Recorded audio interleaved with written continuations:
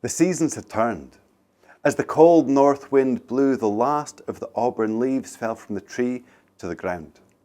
The fox sat in her den shivering. She was cold, she was hungry, she was scared. For 3 days she hadn't eaten, but not only that, she'd been getting hunted herself by men with hounds on horseback. And with winter just around the corner, if she didn't eat soon, she wouldn't even make it through till December, let alone through till March.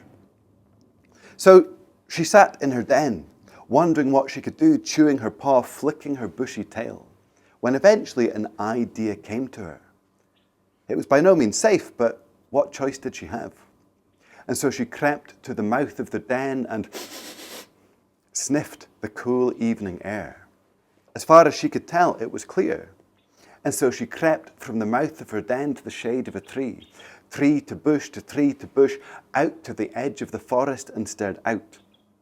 In the distance, there was a light. That was her destination. Keeping low to the fence line, she crossed 1 field, 2 fields, 3, and she came to the source of that light, the farmer's kitchen window. And it was just then that the farmer and his family were sitting down to a nice roast meal. Roast chicken, thick gravy, mashed potatoes glistening with butter, roast carrots and parsnips, the works. And the window was ajar just a little. The aroma of this deliciously cooked food wafted out into the cool evening air. The fox's mouth watered. Her belly rumbled what she wouldn't do for just a bite of that dinner. But that was only a distraction. She carried on round the side of the farm. She came to a small wooden shack. As she passed it, she heard bark, bark, bark, bark, bark, bark, bark, bark. The chickens settling down to roost. What she wouldn't do for a nice plump chicken on a cold night such as this. But even that was too much hassle. And so she carried on right round to the back of the farm until she was met by a familiar face. "Cousin Fox, what brings you here?" "Well, you know, Cousin Dog, times have been hard. For 3 days I haven't eaten. For 3 days I've been getting hunted myself, and I know that you're well kept here. You're well fed, and sometimes you've even got a little bit of spare food that you don't mind sharing with a wily old cousin such as I. And I wondered if you might have something to share." And the dog said, "Of course, knock yourself out." And the fox didn't need to be asked twice. She gulped and gulped and gulped, then licked and licked and licked till the bowl was so clean she could see her own reflection in it. And finally, with a good meal in her belly, the world was a sweeter place. And as she was sitting there contented, the dog spoke to her. He said, "Cousin Fox, you need to change your ways." "Well, what do you mean?" she said. "You're getting too old for this, running about in the middle of the night, getting shot at, stealing chickens. You're not getting any younger, you know." "Well, what am I meant to do?" "Get a job, like me, become a dog." "A dog? A job? What would this even involve?" "Not very much," said the dog. "It's mostly just barking. I hear someone creeping about, I bark. I hear a strange animal close to the farm, I bark. Sometimes I bark, just so the farmer thinks I'm busy."